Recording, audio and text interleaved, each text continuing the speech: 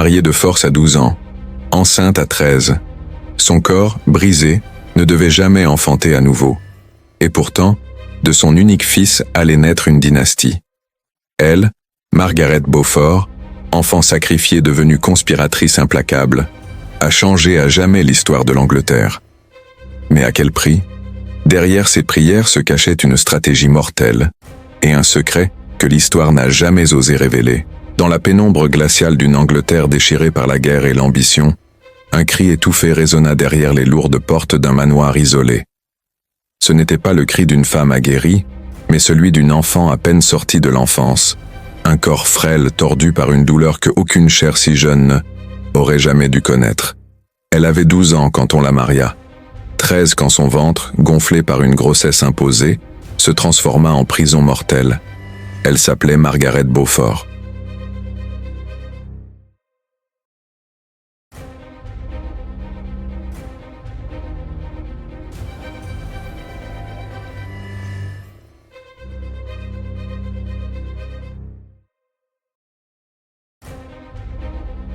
Dès son enfance, elle ne fut pas perçue comme une fillette à protéger, mais comme une pièce d'échiquier. Son existence même devint une monnaie d'échange. Son héritage, le comté de Richmond, faisait d'elle l'une des héritières les plus précieuses du royaume.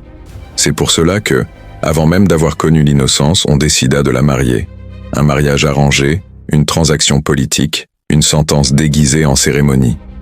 Les chroniqueurs contemporains parlent de son extrême piété, de son visage sévère, de sa maturité étrange pour son âge. Mais cette maturité n'était pas un don. Elle était une armure forgée par la contrainte.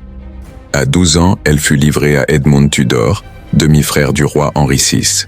Il avait 24 ans.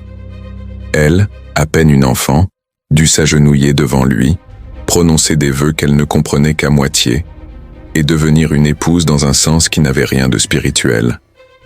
Son corps n'était pas prêt. Son esprit n'était pas prêt. Mais l'Angleterre médiévale ne demandait pas son consentement. Quelques mois à peine après cette union, son ventre s'arrondit. Les douleurs commencèrent avant l'heure. L'hiver de 1456 fut impitoyable, et dans une chambre étouffante de Pembroke Castle, Margaret entra en travail. Elle avait 13 ans. 13 ans, et déjà la mort planait au-dessus d'elle. Les sages-femmes s'agitaient, certaines priaient à voix basse, d'autres chuchotaient que l'enfant et la mère ne survivraient pas. Car ce n'était pas seulement un accouchement difficile, c'était un supplice, une déchirure insoutenable. Le bassin de Margaret, trop étroit, se rebellait contre l'intrusion. Ses cris résonnaient, mais Edmund Tudor, son mari, n'était plus là pour les entendre. Il avait succombé quelques mois plus tôt à la peste, laissant derrière lui une veuve enfant et un héritier à naître. Et puis, dans une explosion de douleur et de sang, l'enfant naquit. Un garçon, Henri, futur roi. Mais personne, en cet instant, n'aurait pu l'imaginer. Margaret gisait, presque inanimée, le visage pâle comme la cire, les yeux clos, la poitrine soulevée par une respiration fragile. Les témoins dirent plus tard qu'elle avait frôlé la mort. Et pour cause, cet accouchement la laissa marquée à jamais. Elle ne put jamais enfanter de nouveau. Son corps, brisé par cette unique épreuve, resta stérile pour le reste de sa vie. À 13 ans, elle avait donné naissance non seulement à un fils, mais à toute une dynastie. Que devint cette fillette devenue mère malgré elle? Que ressentait-elle, serrant dans ses bras ce bébé minuscule, alors que son propre corps avait été sacrifié? Était-ce de l'amour? De la peur? De la résignation? Nul ne le sait. Mais une chose est certaine. À partir de cet instant, Margaret Beaufort cessa d'être une simple enfant manipulée. Elle comprit qu'elle avait désormais un rôle à jouer, une mission à accomplir. Sa survie même, et celle de son fils, dépendraient de sa capacité à naviguer dans un monde impitoyable. Car l'Angleterre de son adolescence n'était pas un royaume paisible. C'était un pays déchiré par la guerre des Deux Roses, ce conflit sanglant qui opposait les maisons de Lancaster et d'York. Chaque bataille, chaque mariage, chaque trahison redessinait les alliances. Et dans ce chaos, le petit Henry, fils posthume d'Edmund Tudor et héritier Beaufort, devenait soudain une figure dangereuse. Pour certains, un pion. Pour d'autres, une menace. Et pour sa mère, un trésor à protéger au prix de tout. Margaret, malgré son jeune âge, entra dans une ère de veuvage et de calcul. Elle fut rapidement remariée, d'abord à Henry Stafford, un homme plus âgé, allié politique prudent. Puis à Thomas Stanley, dont le nom résonnerait un jour dans l'histoire comme celui du maître D, un destin royal. Mais dans chacun de ces mariages, Margaret ne cessa jamais de penser à son fils. Henry était élevé loin d'elle, souvent caché, souvent exilé. Elle, de son côté, jouait la carte de la piété et de la soumission, dissimulant une intelligence redoutable sous un voile de dévotion religieuse. Car derrière ses longues prières, derrière son visage sévère et ses vêtements austères, se tramait une stratégie. Margaret Beaufort devint une joueuse d'échecs silencieuse. Elle observait. Elle attendait. Elle priait Dieu, certes, mais elle négociait aussi avec les puissants. Elle voyait au-delà des défaites de son camp, au-delà des triomphes éphémères des York. Elle croyait, contre toute logique, que son fils deviendrait roi. Et cette conviction, née dans la douleur de son premier accouchement, ne la quitterait jamais. Mais pourquoi croyait-elle à ce miracle improbable? Pourquoi cette certitude presque mystique que son enfant fragile, né d'une fillette sacrifiée, porterait un jour la couronne? Était-ce la foi seule, ou bien une intuition plus sombre, une certitude née du sang et du sacrifice? Car Margaret savait qu'elle avait payé un prix irrévocable. Son corps mutilé, sa jeunesse volée, tout cela devait bien avoir un sens. Ce sens, elle l'incarna dans son fils. Ainsi commença le chemin d'une enfant-mère devenue stratège, une femme que l'histoire se plaît à peindre en pieuse veuve, mais qui, dans l'ombre, ourdissait les fils d'un destin royal. Et déjà, des murmures circulaient. On disait qu'elle avait des visions, qu'elle priait avec une intensité surnaturelle, que ses nuits étaient hantées par des rêves prophétiques. Était-ce de la superstition? Était-ce le fruit de son esprit marqué par le trauma? Nul ne pouvait trancher, mais il est certain que, dans le silence de ces chambres froides, Margaret voyait plus loin que les autres. Alors que l'Angleterre s'embrasait, que les armées s'entre-déchiraient dans les champs boueux, que les têtes tombaient sur les échafauds, Margaret consolidait patiemment ses appuis. Elle correspondait avec les exilés, elle entretenait des liens avec les rebelles. Elle se rapprochait des reines en disgrâce, des seigneurs mécontents, des prêtres influents.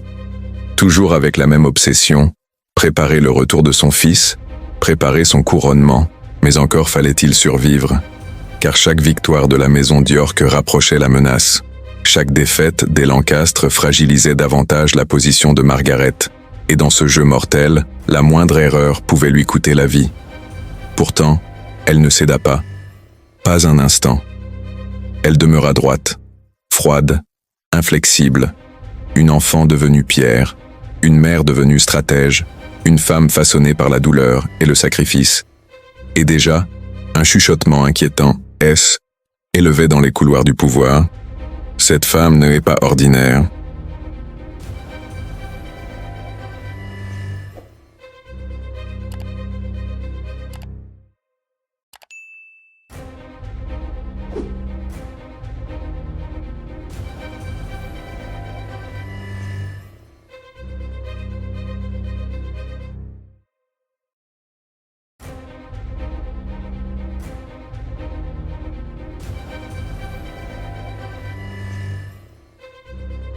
On le tenait en exil, d'abord sous surveillance, puis carrément en Bretagne, sous la garde d'un duc qui voyait en lui un atout diplomatique. Margaret, privée de la présence de son enfant, vivait dans une douleur muette. Mais cette séparation forcée devint aussi une bénédiction. Henry était hors de portée immédiate des York, préservé dans l'ombre, tandis qu'elle, sur le sol anglais, préparait patiemment le terrain. Les chroniqueurs nous disent qu'elle passait des heures à genoux, dans des prières interminables, que ses lèvres murmuraient des psaumes, tandis que ses mains se crispaient sur son chapelet. Mais qu'y avait-il derrière ces prières? Était-ce une piété sincère ou une forme de masque pour dissimuler sa détermination politique? Peut-être les deux. Margaret croyait sans doute que Dieu avait choisi son fils pour régner, mais elle savait aussi que les anges agissaient pas seuls. Il fallait aider la Providence par des pactes humains, des alliances secrètes, des trahisons soigneusement orchestrées. La guerre des deux roses entra dans une phase plus violente encore. Édouard IV, roi d'York, s'était imposé avec brutalité. Les Lancastres semblaient écrasés, réduits au silence. Mais Margaret n'abandonna pas. Elle approcha des figures influentes. Elle écrivit des lettres enflammées. Elle fit circuler des messages codés. Sa maison devint un sanctuaire d'intrigues. Et déjà, elle répétait une prophétie. Son fils reviendrait, il écraserait les York, il serait roi. Un moment décisif survint quand elle épousa Thomas Stanley. Ce mariage, d'apparence pragmatique, fut une manœuvre calculée. Stanley était un homme prudent, opportuniste, capable de changer d'allégeance au dernier moment pour sauver ses intérêts. À la cour, on le surnommait le renard. Margaret, elle, voyait plus loin. Elle comprit que ce mari pouvait devenir, elle, allié crucial qui assurerait la victoire finale. Car un jour viendrait où les armées se feraient en face pour une bataille décisive. Et ce jour-là, le choix de Stanley déciderait du sort de l'Angleterre. Mais avant cette heure fatale, les années s'étiraient dans une tension insoutenable. Les York paraissaient invincibles. Édouard IV gouvernait avec poigne. Margaret, toujours discrète, se réfugiait dans l'image de la dévote silencieuse. Mais sous ses robes de laine sombre, elle dissimulait un esprit calculateur. Elle entretenait le contact avec les adversaires du roi. Elle préparait les exilés à un retour glorieux. Henri, de son côté, grandissait en Bretagne, apprenant la prudence, nourrissant une haine froide envers ceux qui l'avaient rejeté. Chaque lettre de sa mère était pour lui une étincelle d'espoir. Chaque message un rappel que son destin n'était pas celui d'œil qu'un exilé, mais un souverain. Puis, en 1471, le désastre frappa les Lancastres de plein fouet. La bataille de Tewkesbury fut un carnage. Le jeune prince Édouard de Westminster, héritier direct de la maison de Lancastre, fut tué sur le champ. Sa mère, la reine Marguerite d'Anjou, fut capturée. Le roi Henri VI, enfermé dans la tour de Londres, fut assassiné peu après. En une nuit, la lignée royale de Lancastre semblait anéantie. Les York triomphaient, et dans ce silence, dans ce désespoir, une seule figure subsistait, Henri Tudor, le fils de Margaret, le dernier héritier Lancastre encore vivant. Le royaume entier l'ignora d'abord. Les York se croyaient en sécurité. Mais Margaret comprit immédiatement la portée de ce moment. Son fils, jusque-là un pion parmi d'autres, devenait désormais l'unique flambeau d'une cause déchue. Si quelqu'un devait restaurer les Lancastres, ce serait lui, et lui seul. Son rôle de mère se transforma alors en mission sacrée. Protéger Henri, construire autour de lui une légitimité, préparer son retour comme un messie politique. Les années suivantes furent une danse dangereuse entre la prudence et l'audace. Édouard IV consolidait son trône, mais les rancunes persistaient. Margaret multipliait les alliances. Elle approcha secrètement la maison d'York elle-même, cherchant des fissures. Et ces fissures apparurent plus vite qu'on ne l'aurait cru. Car en 1483, Édouard IV mourut subitement, laissant deux jeunes fils mineurs, les fameux princes dans la tour.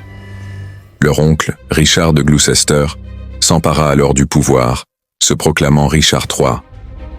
Son usurpation, son cynisme brutal, choquèrent une partie de la noblesse. Et Margaret Beaufort, silencieuse depuis si longtemps, vit enfin l'ouverture qu'elle attendait. C'est ici que son génie politique éclata au grand jour. Elle sut tendre la main à une figure improbable, Elizabeth Woodville, la veuve d'Édouard IV, reine déchue, mère des princes enfermés. Deux femmes ennemies, issues de camps opposés, scellèrent une alliance secrète. Leur pacte était audacieux, presque insensé, marier Henri Tudor, fils de Margaret, à Elizabeth d'York, la fille aînée d'Elizabeth Woodville. Par cette union, les deux roses, rouges et blanches, se rejoindraient. L'Angleterre, épuisée par des décennies de guerre, verrait enfin la paix.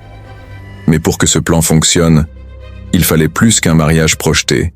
Il fallait renverser Richard III, et pour cela, lever une armée. Margaret, recluse mais inébranlable, entra dans une phase d'activisme clandestin. Ses messagers parcouraient le royaume, semant la promesse d'un nouveau roi. Ses coffres se vidaient pour financer des mercenaires. Elle soudoyait, convainquait, menaçait. Toujours en secret car Richard III, conscient du danger, la surveillait étroitement. On dit même qu'il envisagea de la faire exécuter. Mais son mari, Stanley, joua de son influence pour la protéger, feignant la loyauté envers Richard tout en cachant la duplicité de son épouse. Pendant ce temps, en Bretagne, Henri attendait. Jeune homme formé par l'exil, il n'était pas un guerrier flamboyant comme les princes d'autrefois. Mais il avait hérité de sa mère une prudence glaciale, une patience presque inhumaine. Margaret lui écrivait, l'encourageait, lui répétait que son heure viendrait. Était-ce une illusion? Un délire de une femme qui voyait en son fils ce que Dieu N avait jamais promis? Ou bien une intuition prophétique? Tout portait à croire que Richard III, impitoyable et craint, resterait indétrônable. Et pourtant, Margaret continuait d'y croire. Et puis vint l'année 1485, le moment tant attendu. Henri, soutenu par des forces bretonnes et françaises, débarqua enfin en Angleterre pour revendiquer son trône. Richard III, furieux, mobilisa ses troupes.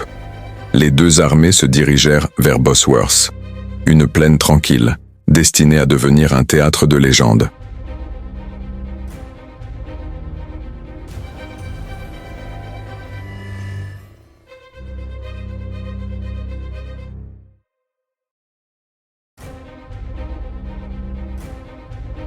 Richard III, sûr de sa force, chargeait avec brutalité. Henry, en infériorité numérique, risquait de tout perdre. Mais alors, au moment décisif, Stanley fit son choix. Ses bannières se déployèrent en faveur d'Henry. Ses hommes se jetèrent dans la mêlée. La marée bascula. Richard III fut encerclé, puis tué, son corps mutilé, traîné dans la boue. Et dans ce fracas, Henri fut proclamé roi. Henri VII, premier roi Tudor, le fils unique de Margaret Beaufort. Le champ de Bosworth n'était plus qu'un cimetière de boue et de sang. Les corbeaux tournaient déjà au-dessus des cadavres, picorant les visages méconnaissables des chevaliers tombés. Au milieu de ce chaos, une clameur s'éleva. Henri Tudor avait triomphé.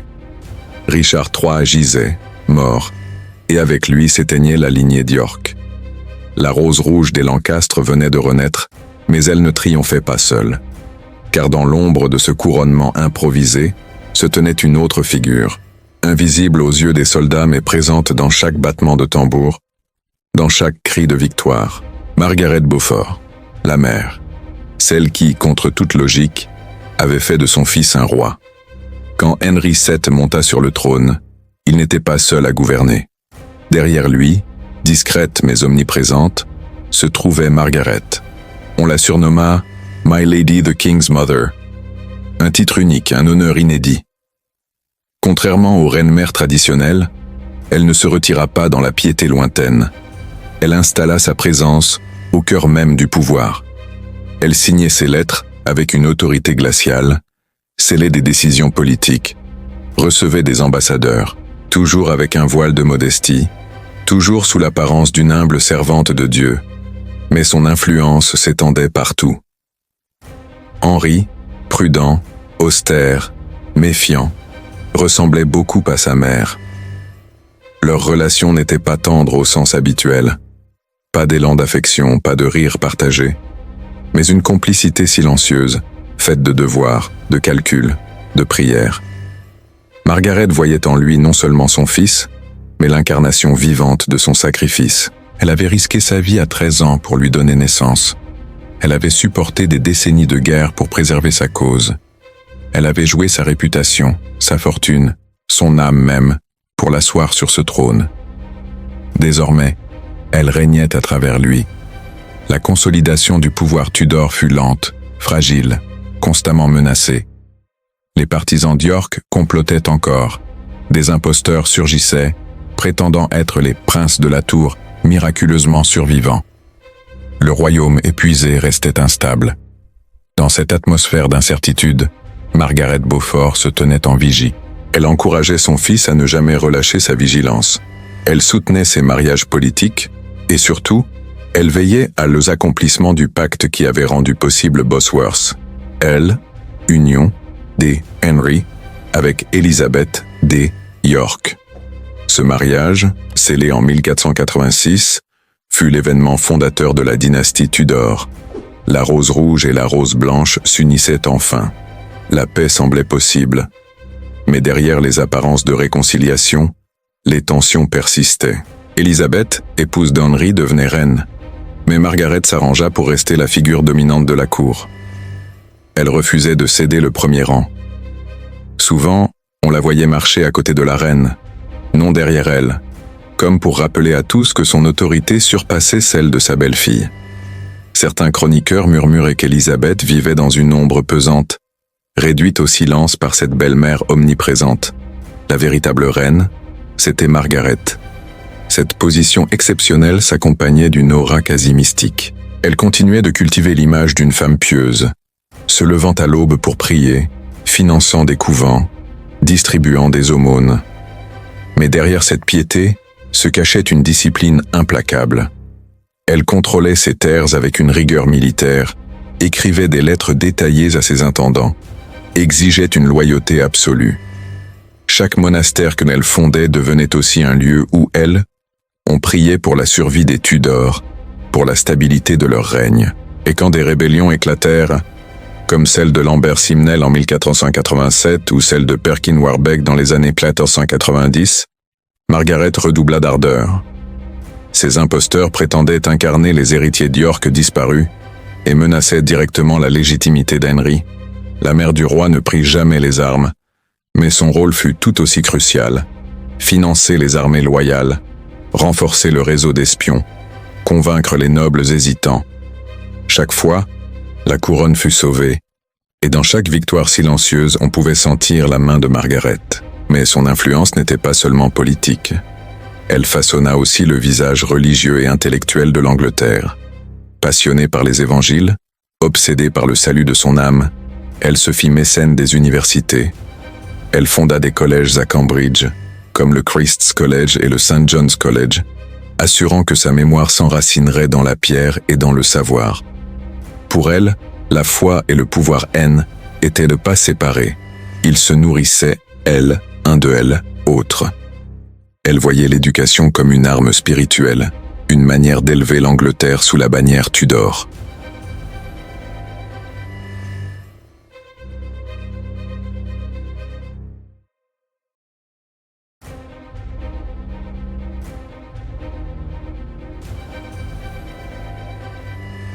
Ceux qui osaient la défier se retrouvaient rapidement réduits au silence. À mesure qu'Henri VII consolidait son pouvoir, Margaret s'effaçait légèrement en apparence, mais sans jamais céder son rôle central. Elle signait encore des chartes, recevait des dignitaires. Elle possédait son propre sceau, un privilège rare. On dit même que son fils, malgré sa couronne, lui montrait un respect quasi filial, comme s'il reconnaissait qu'elle était la véritable architecte de sa royauté. Pourtant, l'histoire allait bientôt imposer à Margaret un nouveau défi. La mort, non pas la sienne, pas encore, mais celle de sa belle-fille, Élisabeth d'York, morte en couche en 1503, après avoir donné naissance à une fille qui ne survécut pas. Le royaume fut plongé dans le deuil. Henri VII, accablé, se replia dans la mélancolie. Margaret, elle, se dressa une fois de plus. Elle assuma le rôle de matriarche incontesté, veillant sur ses petits-enfants, en particulier sur le jeune prince Henri, futur Henri VIII. Déjà, elle discernait dans ce garçon une énergie sauvage, un éclat brutal. Mais il restait malléable, encore sous son influence. Les dernières années de Margaret furent celles d'une figure quasi royale, respectée, crainte, entourée d'une aura de sainteté et d'autorité. Elle vit son fils mener son règne jusqu'au bout, consolidant la dynastie Tudor, écrasant les rébellions, renforçant la monarchie. Elle vit ses petits-enfants grandir, incarnant la promesse d'une nouvelle ère. Mais elle savait aussi que rien n'était jamais acquis. Chaque dynastie naît dans le sang et peut mourir dans le sang. Elle priait pour que son œuvre survive, pour que le prix qu'elle avait payé à 13 ans ne soit pas vain. Et dans ces dernières années, une question obsédait ceux qui l'entouraient. Margaret Beaufort était-elle une sainte ou une manipulatrice? Était-elle la mère pieuse qui avait sauvé son fils par la foi ou bien la conspiratrice implacable qui avait sacrifié tout scrupule pour imposer son héritier? Peut-être étaient-elles les deux à la fois, mais ce paradoxe fit sa force. Elle n'avait pas besoin de l'amour du peuple, elle n'avait pas besoin d'être comprise. Elle avait besoin que une chose, que elle, Histoire, se souvienne de son fils comme un roi, et elle comme de la femme qui, elle, avait engendré au prix de sa propre chair. Margaret s'éteignit en 1509, quelques jours seulement après la mort de son fils Henri VII. Elle avait assisté au couronnement de son petit-fils, Henri VIII, garantissant que la lignée Tudor, sa lignée, continuerait à régner. Sa mort sereine contrastait avec la violence de sa vie. Mais même dans son tombeau, au sein de l'abbaye de Westminster, son effigie de pierre garde ce regard austère, ses mains jointes, cette impression de puissance silencieuse. Une enfant mariée à 12 ans, une mère à 13 ans, stérile pour toujours mais féconde d'une dynastie entière. Voilà ce que fut Margaret Beaufort. Et l'Angleterre sans elle n'aurait jamais connu les Tudors, ni la gloire, ni les tragédies, ni les révolutions religieuses qui allaient suivre. Mais ce que l'histoire oublie souvent, c'est le prix personnel. Les douleurs d'une fillette, le sang versé dans une chambre obscure, la vie brisée pour enfanter une lignée. Ce sacrifice initial, trop souvent passé sous silence, fut la pierre angulaire de tout un royaume. Et la question demeure, Margaret Beaufort a-t-elle réellement choisi ce destin, ou l'a-t-elle simplement embrassé parce qu'elle n'avait pas d'autre choix? Le souffle de Margaret s'éteignit dans une chambre silencieuse, baignée par la lumière dorée de juin 1509. Quelques jours plus tôt, elle avait assisté au couronnement de son petit-fils Henri VIII. Elle avait vu ce jeune homme massif, fougueux, s'avancer vers le trône sous les acclamations du peuple.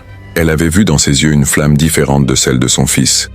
Une flamme dangereuse, peut-être incontrôlable. Mais au moment de fermer les siens, elle crut que son œuvre était achevée. Elle avait tenu sa promesse. Son fils avait régné, son petit-fils régnerait, et la dynastie Tudor semblait invincible. Et pourtant, que reste-t-il lorsque la pierre se referme sur une tombe?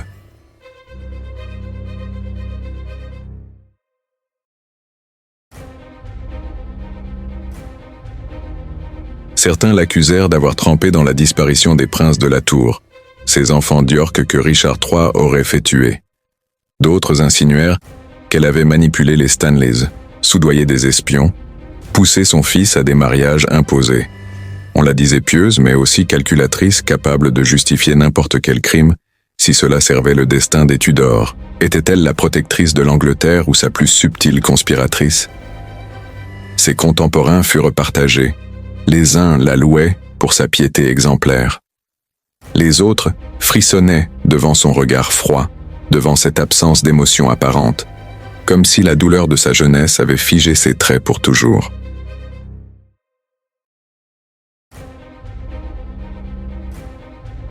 Pour comprendre son mystère, il faut revenir à cette chambre glaciale du château de Pembroke, à ce moment où, à 13 ans, son corps fut brisé par un accouchement trop cruel. Ce fut là que naquit non seulement un enfant, mais aussi une conviction. Margaret crut toujours que sa souffrance n'avait pas été vaine, qu'elle avait été choisie pour enfanter une dynastie. Était-ce une illusion née du traumatisme, ou bien une véritable prophétie inscrite dans le sang et la douleur? L'histoire, ironique, semble lui avoir donné raison. Sans elle, pas de Tudor, pas d'Henri VII, pas d'Henri VIII, pas d'Élisabeth Ire. Sans elle, l'Angleterre aurait pris une route différente, peut-être plus sombre encore. Mais cette lignée qu'elle avait créée allait aussi se retourner contre son propre héritage. Car si Henri VII fut prudent et mesuré, Henri VIII, lui, incarna la démesure. Sa soif de pouvoir, ses mariages multiples, sa rupture avec Rome, allaient de plonger le royaume dans une nouvelle tourmente. Margaret ne vécut pas assez longtemps pour voir les monastères qu'elle avait protégés être détruits par son petit-fils. Elle ne vit pas les têtes tomber sur l'échafaud au nom de la réforme. Elle ne vit pas le sang couler à nouveau, cette fois au nom de la foi. Mais peut-être aurait-elle compris, peut-être aurait-elle accepté. Car pour elle, tout sacrifice était légitime si la dynastie survivait. La pierre de son tombeau, sculptée par l'artiste Pietro Torrigiano, la montre en prière, paisible, presque sainte. Mais derrière cette image de dévotion se cache une vérité plus complexe. Margaret Beaufort fut une enfant sacrifiée, une mère martyrisée, une stratège implacable. Elle fut la matrice d'une lignée et l'ombre derrière le trône. Et sa vie, oscillant sans cesse entre la piété et la manipulation, entre la douleur et la puissance, demeure l'un des récits les plus fascinants et les plus troublants de l'histoire anglaise. Car que retenir de cette trajectoire? L'image d'une petite fille, livrée trop tôt aux caprices du pouvoir, celle d'une femme qui, au lieu de sombrer, transforma sa souffrance en force inébranlable.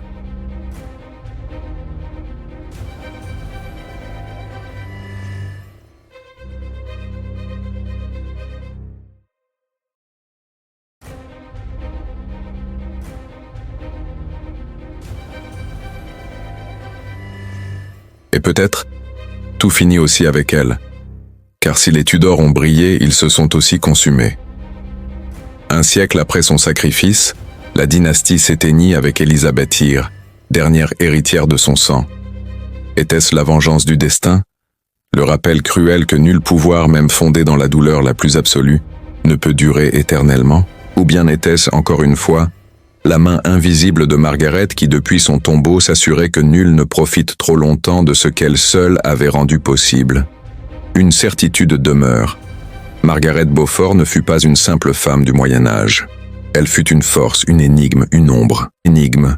Elle fut l'enfant brisé qui devint la mère d'une dynastie, la conspiratrice pieuse qui façonna l'avenir de l'Angleterre.